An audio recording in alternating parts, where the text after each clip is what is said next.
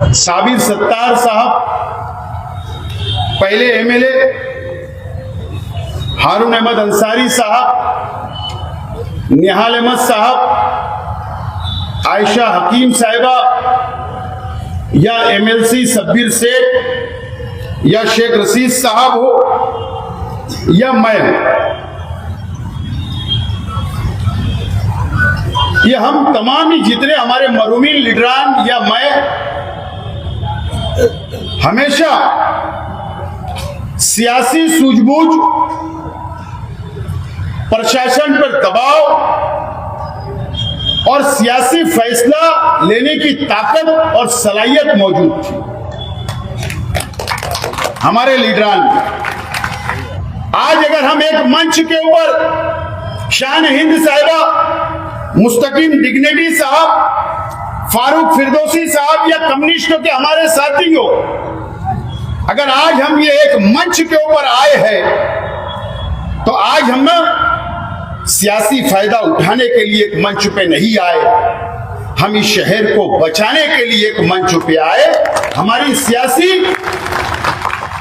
सोचने का नजरिया हमारा अलग है, सियासत करने का नजरिया हमारा अलग है, लेकिन आज हम ये शहर को बचाने के लिए एक मंच के ऊपर आए हैं।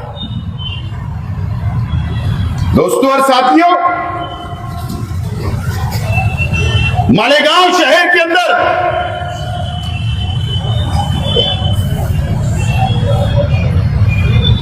और ये धुलिया लोकसभा का जब चुनाव हुआ, आज से 9 महीना पहले, तो मालेगांव शहर की आवाम ने 1,98,000 वोट कांग्रेस पार्टी के उम्मीदवार डॉक्टर शोभा बच्छाव को दिया। हमारी मजबूरी थी कि हम बीजेपी को नहीं चाहते, हम इस मुल्क के अंदर बीजेपी का हुकूमत का खात्मा करना चाहते थे। शहर का एक एक वोटर, एक एक बच्चा, एक एक मां बहने घरों से निकली, धूप में अपना पैसा खर्च किया, खून पसीना एक किया, जेब में हाथ डाला, रिक्शा का किराया दिया और पोलिंग बूथ के ऊपर जाकर 1,98,000 वोट दी, जो हिंदुस्तान के कोई भी असेंबली हलके के अंदर इतनी वोट वन साइड किसी उम्मीदवार को नहीं मिली। किसी उम्मीदवार को हिंदुस्तान के अंदर नहीं मिली, कोई भी पार्लियामेंट हलके के अंदर। मेरा इख्तिलाफ हो सकता है शोभा बच्छाव से, मैंने भी काम किया, हम लोगों ने भी रात और दिन एक किया, लेकिन हमको पहचानने के अंदर गलतियां हो जाती। हर इंसान धोखा खाता, मैं भी खाया, लेकिन आइंदा धोखा नहीं खाऊंगा, यह बात तो तय करके रखा हूं। मुझे बताइए आप, आज हम एक मंच पे आए, मंच पे हम लोग आए 8 जनवरी को किरीट सुमैया की डिमांड पर हुकूमत महाराष्ट्र ने एसआईटी का गठन किया, एसआईटी बनाई। मालेगांव शहर के अंदर रोहिंग्या बांग्लादेशी मुसलमान रहते हैं और इन्होंने जन्म दाखिला और खोटा डॉक्यूमेंट तैयार किए करके यहां पर रहते हैं, इस तरीके का इल्जाम लगाया, एसआईटी बन गई। 8 जनवरी को, 21 जनवरी को हुकूमत महाराष्ट्र ने 5 साल के बच्चे, 4 साल के बच्चे हो या 100 साल का बुजुर्ग हो, उसका जन्म दाखिला अब नहीं बनेगा, अब कोई नया एफिडेविट नहीं होगा, कोई प्रोसीजर नहीं होगा। हुकूमत महाराष्ट्र ने स्टे लेकर आ गया, हुकूमत महाराष्ट्र ने स्टे ले आई। स्टे लग गया, एक दाखला भी अब नया नहीं बन रहा है, एक दाखला भी नया नहीं बन रहा है। मैं तरतीब वाइज आपको समझाना चाहता हूं। 1969 मरकजी हुकूमत का यह जीआर है मेरे हाथ में, मरकजी हुकूमत का जीआर है, जो हम जन्म दाखला या मृत्यु दाखला, बर्थ सर्टिफिकेट जो बनता है पूरे हिंदुस्तान के अंदर, वो रियासती हुकूमत का कानून नहीं है, वो मरकजी हुकूमत के कानून के मुताबिक हम लोग हमारा जन्म दाखला बनाते हैं। ये उसका जीआर है 1969 का, ये जीआर है, मरकजी हुकूमत का ये जीआर है। उसके अंदर 2023 के अंदर अमेंडमेंट हुआ, जो पहले कोर्ट को अधिकार था। यह अमेंडमेंट किसने किया, तरमीम किसने की? यह मरकजी हुकूमत ने तरमीम की, मरकजी हुकूमत ने उसमें बदलाव किया, और जो पावर जन्म दाखले का अगर किसी का नोंद नहीं है तो वो जाकर मुकामी कोर्ट के अंदर एप्लीकेशन देकर वकील मार्फत वो अफिडेविट करता था, और उसके बाद जो जन्म दाखला बनता था। 2023 के बाद इसके अंदर अमेंडमेंट हुआ।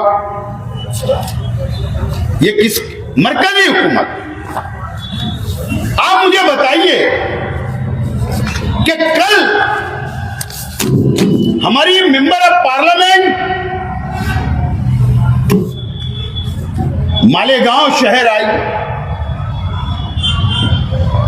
और मालेगांव शहर आई, लेकिन जहां पर 1,98,000 वोट जहां पर असेंबली, सेंट्रल असेंबली हल्के के अंदर मिला, नदिया के इस पार मिला, 2 बहनें जेल में है, 19 लोग पर एफआईआर हो गई, लेकिन हमारी मेंबर ऑफ पार्लियामेंट ने हमारे हल्के के अंदर कदम रखना गवारा नहीं किया, कदम भी नहीं रखी, और रेस्ट हाउस के अंदर बैठकर प्रेस कॉन्फ्रेंस शहर के एमएलए को, अधिकारियों को बोलकर, जब वहां पर पत्रकारों ने सवाल किया कि आपको बहुत देर हो गई, आपने असम पार्लियामेंट के अंदर आवाज नहीं उठाई, मालेगांव के लिए एसआईटी हुकूमत ने बना दी, तो कहा कि मैंने सवाल लगा दिया हूं, सवाल लगाई हूं। बोले 10 तारीख से पार्लियामेंट शुरू होगी तो सवाल लगेगा। मोहतरमा, सुबह बच्चों, ये शहर की आवाम ने 1,98,000 वोट दिया, बेवकूफी में नहीं दिया, समझदारी से दिया था वोट। ये शहर की आवाम का बेवकूफ मत समझो, तुम्हारे इर्द गिर्द बैठने वाले बेवकूफ हो सकते, लेकिन ये शहर की आवाम बेवकूफ नहीं है। आपको वक्त मिला पार्लियामेंट में, वक्त मिला, किस मामले में आपको वक्त आपने लिया कि सटाना से लेकर सूरत हाईवे तक जो रोड बन रही है, cement concrete road, national highway का जो टेंडर था, वो ठेकेदार के खिलाफ आप एसआईटी की चौकसी की मांग कर रहे हो। वहां टाइम मिला, वो सवाल लगा, क्योंकि वहां पर बिस्सी उठने वाली थी। क्यों? ये शहर की आवाम ने 1,98,000 वोट दिया, मुसीबत में है, हमारी बहनें जेल में है, शहर परेशान है। क्या पार्लियामेंट के अंदर जहां से ये जीआर निकला, जो अमेंडमेंट हुआ, या आप कम से कम इस मिनिस्ट्री, जो ये डिपार्टमेंट के मिनिस्टर है, उनको जाकर एक मेमोरेंडम देते कि ये अमेंडमेंट हुआ था, मैं जिस हल्के से आती वहां पर एसआईटी लगा दी, एसआईटी महाराष्ट्र हुकूमत को बोल के हटाई जाए, या इसके ऊपर जो स्टे हुकूमत ने लगाया, जो गैर कानूनी है, 21 जनवरी को कि अब जन्म दाखला नहीं मिलेगा, तो ये कानून वहां का था कि तुम्हारी महाराष्ट्र की हुकूमत ने गलत स्टे लगाया, इसको हटाने का एक लेटर तो देना था, आपने वो नहीं दिया, और आकर यहां पर प्रेस कॉन्फ्रेंस ली जा रही है। बोले हमने सवाल लगा दिया, बेवकूफ समझते हो क्या हमें? वो तो कल डिपार्टमेंट की विनती पर, डिपार्टमेंट की गुजारिश पर कल हम माइनॉरिटी डिफेंस कमेटी के लोगों ने फैसला किया। मैंने मुस्तकीम भाई को फोन किया सुबह, मुझे पुलिस डिपार्टमेंट से फोन आया कि सुबह बच्चा भाई आप काला झंडा बताने वाले हो क्या? मैंने कहा 10 मिनट में जवाब देता हूं। हमने मशवरा किया, बोले जाने दो। फिर 10 मिनट के बाद हमने फोन किया कि ऐसा कुछ प्रोग्राम नहीं है। सुबह बच्चाओं में दम 1,98,000 लोगों की तुमने इंसानियत देखी है। अगर जिस दिन ये शहर रोड पर उतर गया तो तुम हल्के के अंदर आ भी नहीं सकते। ये हमारा चैलेंज है। तुम्हारे साथ एमएलए भी रहेंगे तो शहर डरने वाला नहीं है। तुम्हारी जिम्मेदारी थी, तुमने उसको निभाया नहीं। अब हमारे शहर के एमएलए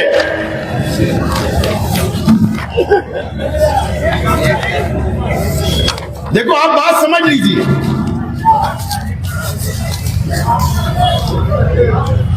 8 जनवरी एसआईटी बनी, उससे पहले ग्रेट सुमैया 1 नहीं 2 नहीं 3 टाइम दौरा करे। वो आदमी प्रेस कॉन्फ्रेंस लेकर, बंबई में प्रेस लेकर, मालेगांव में प्रेस लेकर बार बार आता रहा। तुमने आवाज नहीं उठाई। एसआईटी बन गई। मेरा सवाल है, शहर की आवाम, उनका गिरबान पकड़कर पूछिए कि एसआईटी बनी, आप मुंबई गए क्या? आप गृह मंत्री को मिले क्या? आप वजीर आला को मिले क्या? मुस्तकीम डिग्निटी साहब बहुत संभल के बोल रहे हैं। नहीं तो 2019 का जिस दिन निकाल आया, वो कहां पर मुस्तकीम डिग्निटी साहब के साथ गए जो कभी बताएंगे? कम से कम आप सिंधे साहब के पास चले जाते। एक मेमोरेंडम आपने दिया क्या? क्या एसआईटी क्यों बनाई? मेरे शहर को क्यों तकलीफ दी जा रही? क्यों मेरे शहर की आवाम को तकलीफ दी जा रही? एक मेमोरेंडम उन्होंने नहीं दिया। हुकूमत के पास कोई नुमाइंदगी नहीं। 21 तारीख को स्टे आ गया हुकूमत ने। एक जाकर 21 तारीख के बाद भी इन्होंने कोई एक लेटर वहां पर नहीं दिया। एक लेटर भी नहीं दिया कि आपने स्टे क्यों लगाया। बेवकूफी की तरह, अरे हम तो कोई ओहदे पर नहीं है, हम तो कोई कारपोरेटर नहीं है, ना कोई एमएलए, कोई ना एमपी नहीं है। हम तो ये लड़ाई ईमानदारी से लड़ रहे हैं, प्रशासन पे प्रेशर डाल रहे हैं। ये कल शहर को खुला छोड़कर मां बहनें वहां पर कैंप पुलिस स्टेशन के बाहर धूप में बैठ रही है। यहां पर हमारी दोनों ऑफिसों के ऊपर जिम्मेदार समाजवादी और राष्ट्रवादी भवन के ऊपर आकर रो रही है। आवाम रो रहे, घबराए हुए हैं। अपना पेपर हम लोग चेक कर रहे, हम लोग जमीन पर काम कर रहे, आवाम की रहनुमाई कर रहे। अगर हम यहां आवाम की रहनुमाई नहीं करते तो यकीन जानो 100 से ज्यादा लोग जेल के अंदर होते। हम तो कर रहे थे, लेकिन ये कल कमिश्नर के पास चले गए। कमिश्नर के पास मेमोरेंडम दे रहे, फोटो निकाल रहे, बोले जन्म दाखिला शुरू करो। अरे वो अधिकारी भी हंसते होंगे कि यार ये शख्स क्या कर रहा है। हुकूमत महाराष्ट्र का स्टे है, बात समझ लो। कमिश्नर ने स्टे नहीं लगाया। ये कमिश्नर को बोलते हैं स्टे हटाओ, जन्म दाखिला शुरू करो। ये शहर की आवाम ने तुमको एमएलए बनाया, ओढ़ दी। आपको नुमाइंदा कारपोरेशन के अंदर नुमाइंदगी करने के वास्ते नहीं, आपको मंत्रालय में जाकर वजीर से मिलकर वहां पर जाकर बोलना चाहिए था कि ये स्टे हटाया जाए। आपने कुछ नहीं किया। 1 महीना गुजर गया, आप हमको बोलते हो कि हम पकड़ कर रहे हैं, सियासत कर रहे हैं। आज क्या किया आपने?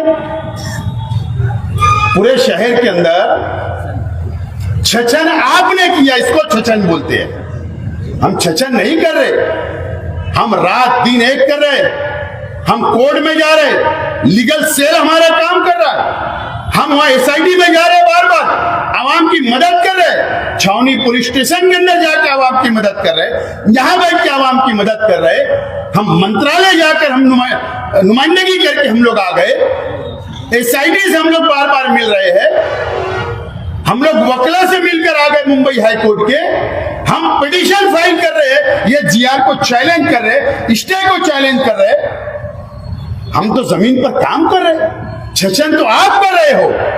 मुझे बताइए कि शहर की आवाम ने नुमाइंदगी दी, क्या इस्लाम की यही तरबियत? हमारे साहबा का किरदार नहीं देखा क्या? नहीं पढ़ा आपने?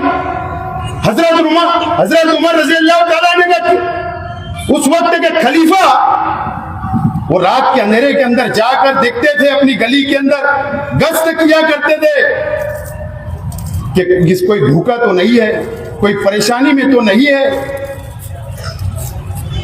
आप शहर को खुला छोड़कर, कितना भी अहम काम रहने दो, खुला छोड़कर आप 8 दिन दिल्ली के अंदर गुजारते हो, शहर को छोड़कर खुला चले जाते हो, इसका जवाबदार कौन? उसके जवाबदार तुम हो, तुम जवाबदार हो। मुझ पर आपने इल्जाम लगाया, मैं देख रहा था, बोले हमारे पास सबूत है, फोटो है।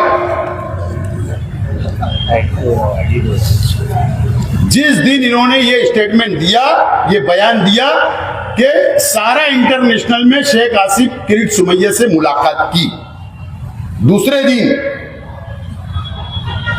हम मुसलमान हैं,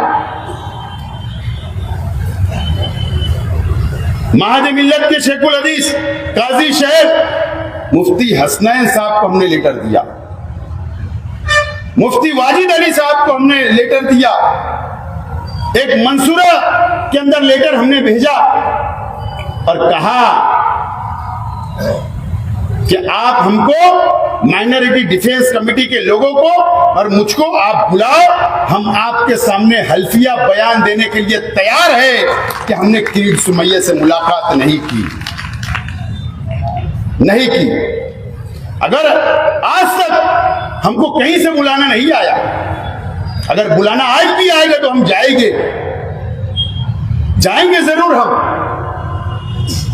और मैं हंस रहा था, मैं मुस्तकीम भाई को, सब हमारे साथियों को कहा कि यार मैं मुंबई की हर इंटरनेशनल होटल में गया, लेकिन इत्तेफाक ऐसा है कि सारा इंटरनेशनल में आज तक नहीं गया हूं। सही में मैं वहां गया ही नहीं, हर 5 स्टार होटलों में गया मैं, वहीं नहीं गए, इत्तेफाक की बात है। बहरहाल अगर उनके पास फोटो होगा सारा इंटरनेशनल का तो आवाम के बीच में लाना चाहिए, झूठ फसाद बोलना बंद करना चाहिए, जिम्मेदारी से भागना बंद करना चाहिए। नहीं तो मैं आज कम बोल रहा हूं, इसके बाद मैं अपनी गाड़ी को ब्रेक फेल हो जाएगा, फिर बहुत बात आगे तक बढ़ जाएगी। दोस्तों और साथियों, हम लोगों ने डिमांड दी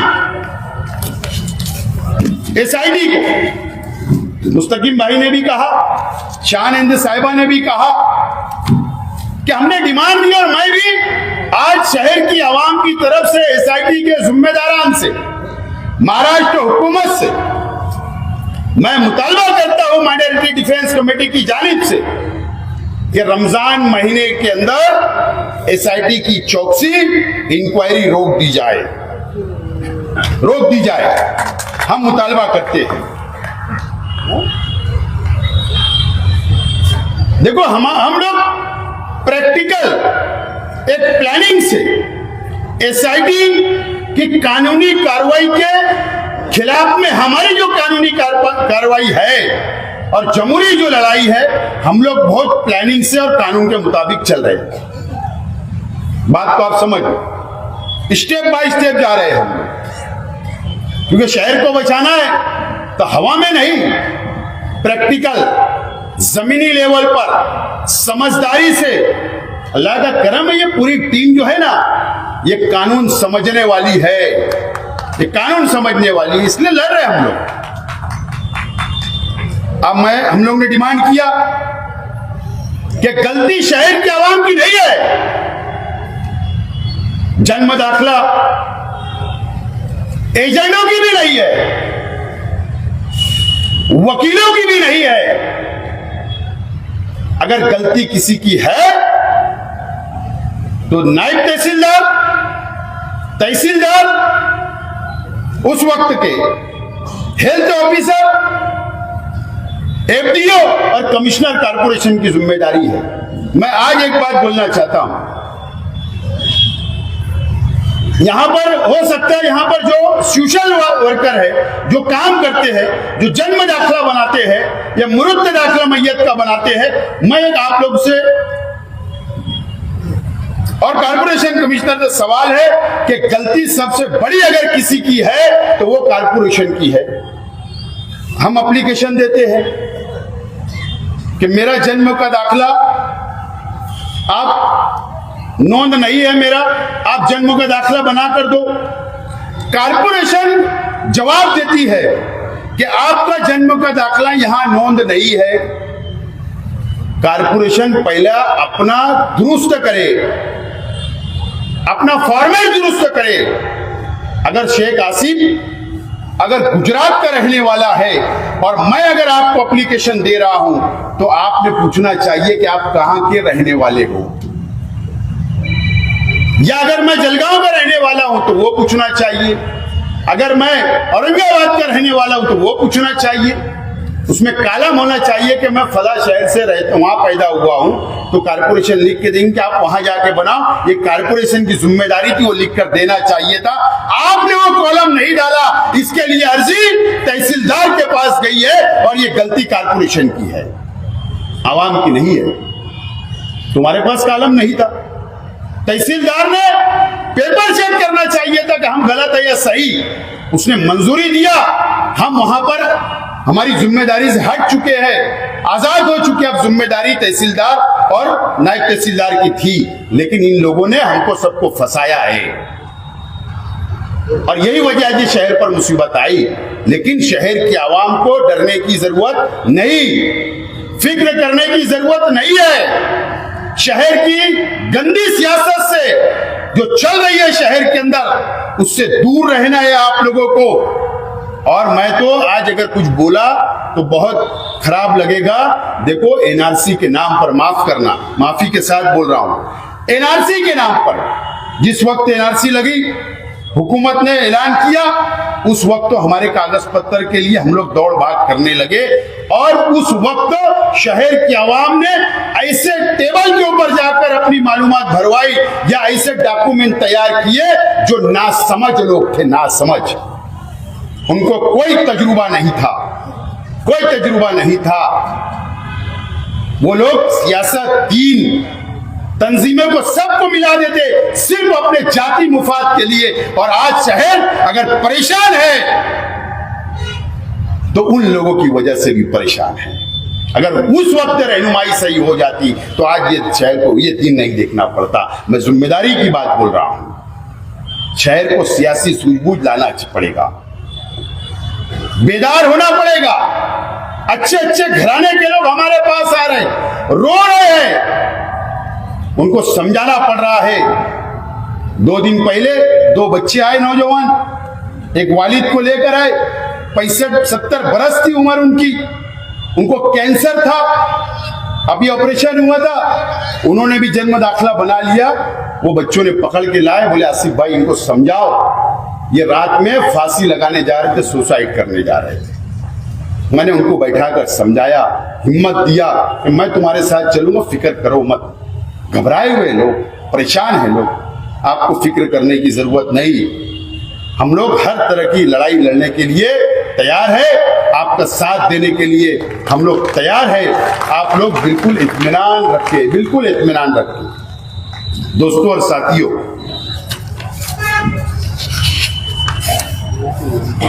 दूसरी बात,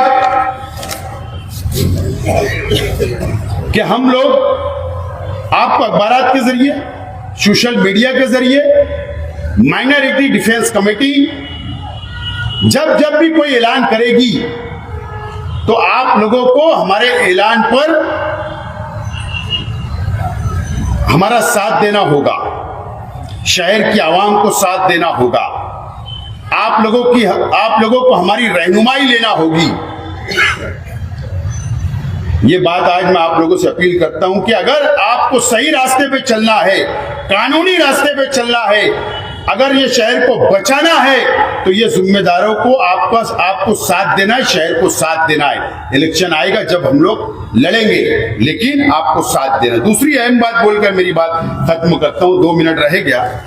अभी मुस्तकीम डिग्निटी साहब ने कहा कि किरीट सुमैया ने ट्वीट किया, 100 लोगों की यादी आज वो शख्स ने दिया, 100 लोगों की यादी।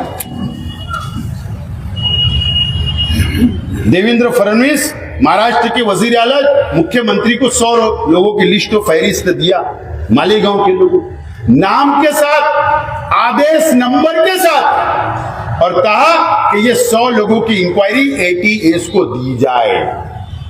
एटीएस म्हणजे क्या पता है? एटीएस पुलिस की एक एजेंसी है, सरकार की एक एजेंसी है। बम ब्लास्ट होता है तो एटीएस इंक्वायरी करती है, देश से गद्दारी कोई करता है तो एटीएस इंक्वायरी करती है, देश के अंदर रहकर कोई देश को बर्बाद या देश को तोड़ने की कोशिश करता है तो एटीएस इंक्वायरी करती है। आप पहले एटीएस को समझिए। कहीं ब्लास्ट होता है, कहीं बारूद पकड़ा जाता है, इस्लाम पकड़ा जाता है, हथियार पकड़े जाते हैं तो एटीएस इंक्वायरी करती है, उसको एटीएस बोलते हैं, जो महाराष्ट्र हुकूमत की है और हर हुकूमत ने बना के रखी है। उसकी इंक्वायरी की बात किरीट सुमैया कर रहा है और यादी दी है। मुझे बताओ, वो यादी तो अभी हमने पढ़ा नहीं, अभी हम स्टडी करेंगे, उस पर भी लड़ाई लड़ना है। हुकूमत को क्या है? हुकूमत एक ऑर्डर करेगी, एटीएस आकर बैठ जाएगी, इंक्वायरी शुरू कर देगी, कौन लड़ेगा? किसकी जिम्मेदारी है? मुझे बताइए आप लोग। ब्लैक बेल्ट जवानी में ले लेना, बूढ़े हो जाना कुछ होता नहीं। अरे ब्लैक बेल्ट तो औरतें भी होती है, लड़कियां भी होती है ब्लैक बेल्ट। सिर्फ वो डींग मारना, यूट्यूब पर बयान दे देने कुछ होता नहीं। एटीएस से भी मुकाबला करना है, कानूनी और जमहूरी। कौन करेगा? है हिम्मत? है हिम्मत? मुझे बताओ। अभी मैं मुस्तकीम भाई से बोल रहा था कि छावनी पुलिस स्टेशन के अंदर जो लोग आज धरना और छचन कर रहे थे, उनके लोगों को बचाने के लिए खामोशी से जाकर मिलाकर लेके आ जाते हैं। हम शहर के लिए लड़ रहे हैं, हमारे वर्करों के लिए नहीं, शहर की आवाम के लिए लड़ने के लिए खड़े हुए हैं।